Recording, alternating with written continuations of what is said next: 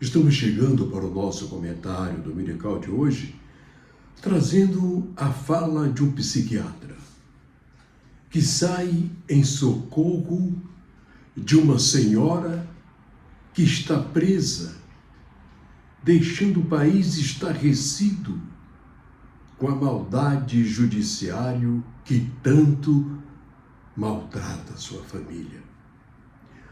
O Dr. Augusto Cury, psiquiatra, médico reconhecido, faz um apelo às autoridades federais que tenham piedade de Dona Débora Rodrigues, que passou a ser um mártir na televisão nacional.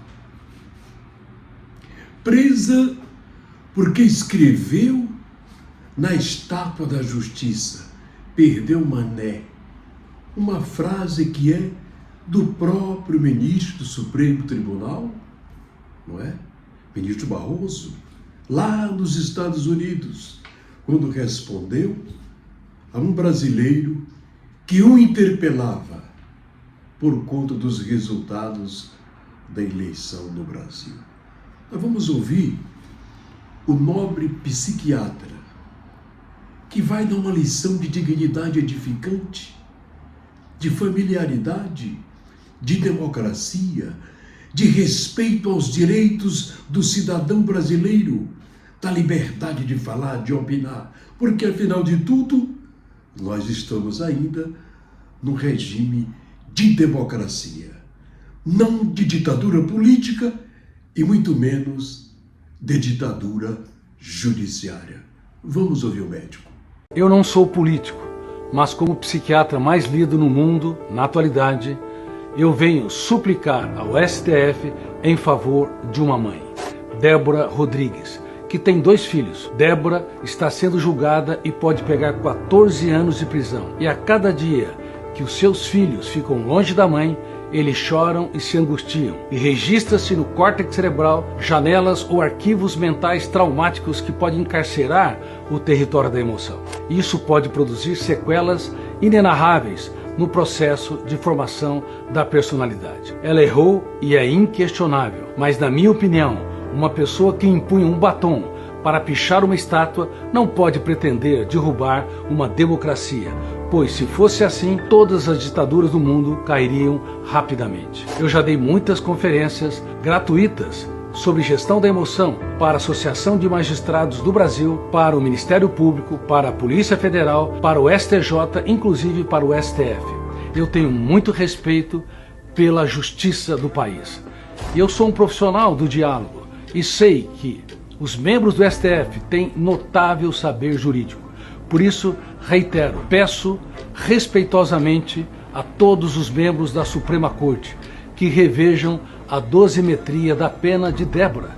É incompreensível que uma pessoa que tem porte ilegal de armas receba até 5 anos de prisão e uma pessoa que empunha um batom possa receber 14 anos de prisão, embora em circunstâncias reprováveis. E aproveito para pedir também a revisão da dosimetria para todos que não têm histórico de violência e são primários e que estão encarcerados pelos atos repugnantes e também reprováveis de 8 de janeiro, mas que não eram os mentores deste ato. Em destaque, as mulheres.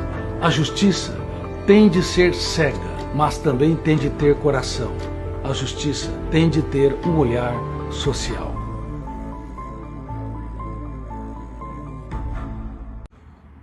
Agora voltamos para trazer uma notícia que causou espanto na manhã de hoje em todo o mundo. Uma limusine do presidente da Rússia explodiu. E aí perguntas: quantas limusines estavam naquele trajeto? Além do presidente soviético Vladimir Putin. E se aquela bomba estivesse na limusine, que acreditamos tenha sido planejada para ela, mas explodiu onde não estava Putin?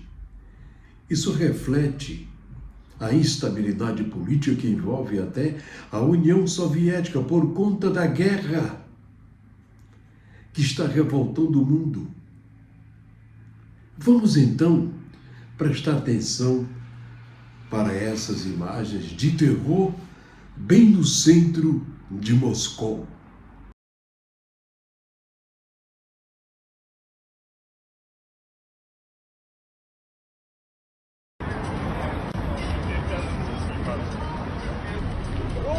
А у вас такие нет?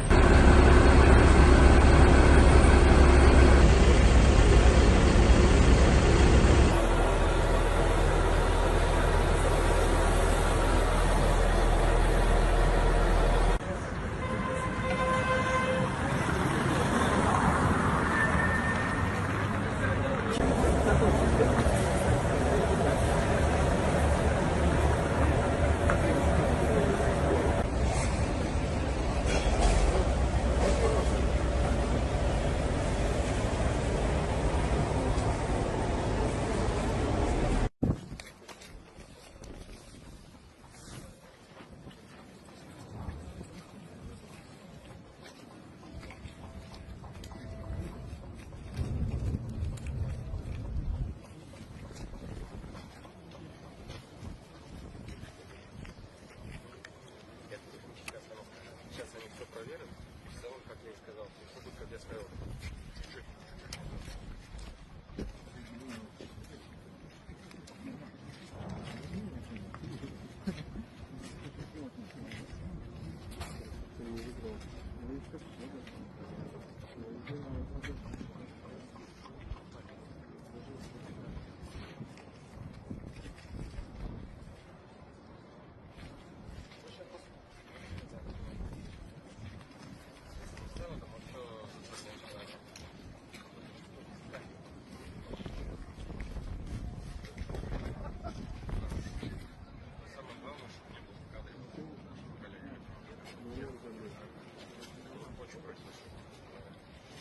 Так, все, давай, прибыл.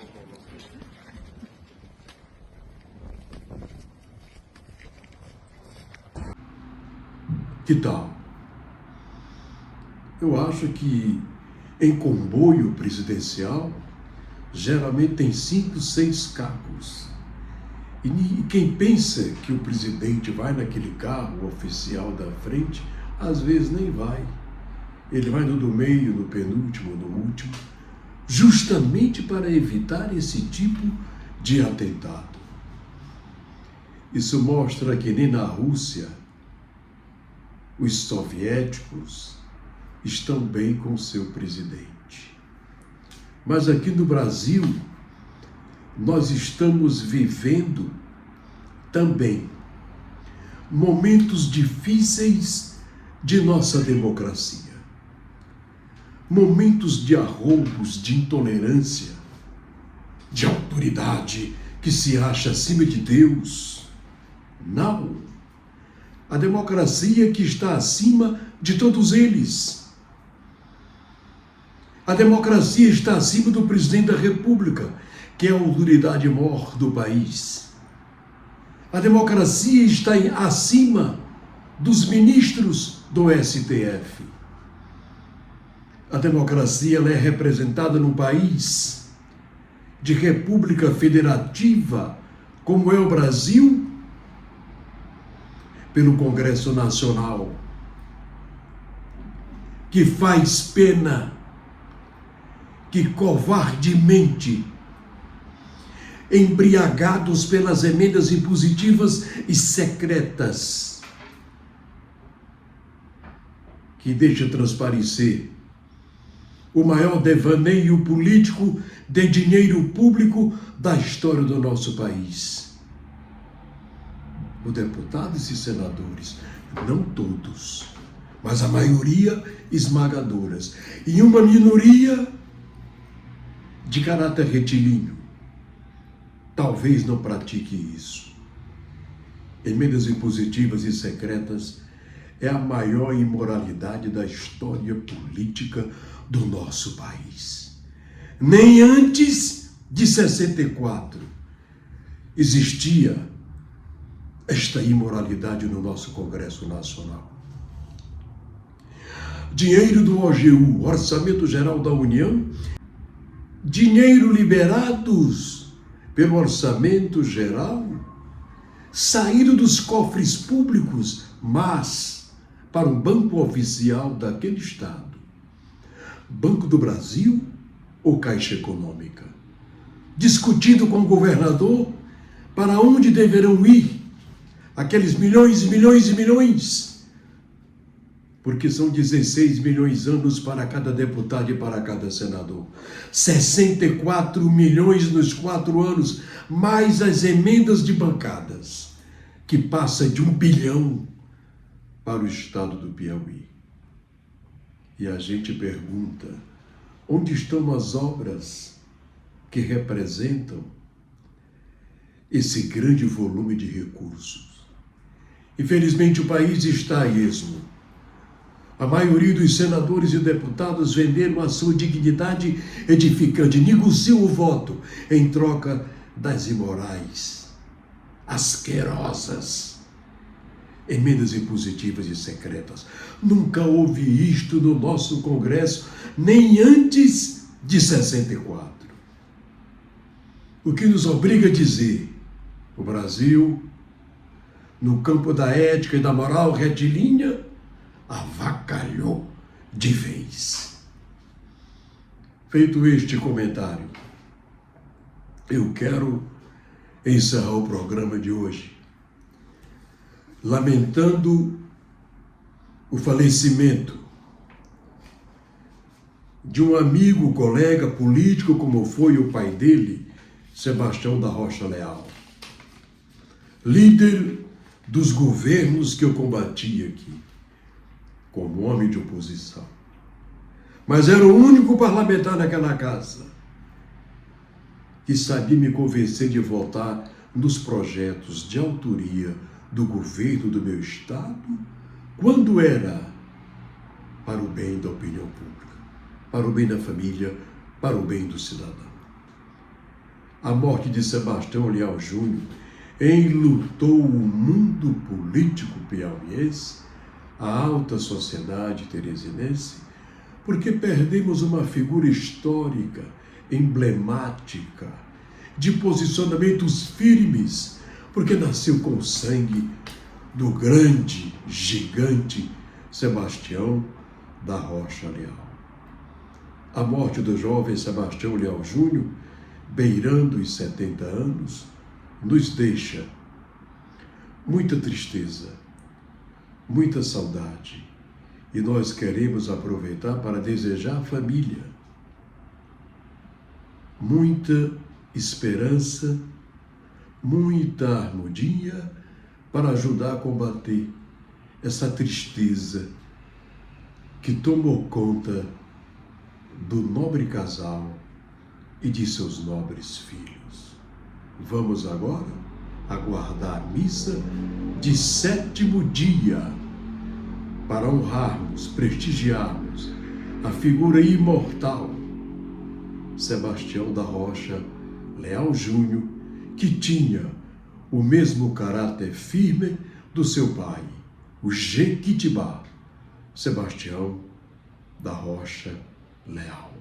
É o nosso comentário de hoje e prometemos voltar no próximo domingo, assim, fazendo jornalismo sério, sem tergiversar, sem medo de externar a verdade, porque a verdade é o símbolo maior do jornalismo, porque jornalismo que não é verdadeiro não merece sequer ser acionado ou no canal de via internet, ou num programa de televisão, ou no jornal de alta circulação, porque o que mais prevalece na comunicação é a certeza, a garantia de aquilo que aquele veículo de comunicação informa é verdadeiro e real, e comunga com a liberdade de expressão e com os direitos de liberdade da família brasileira.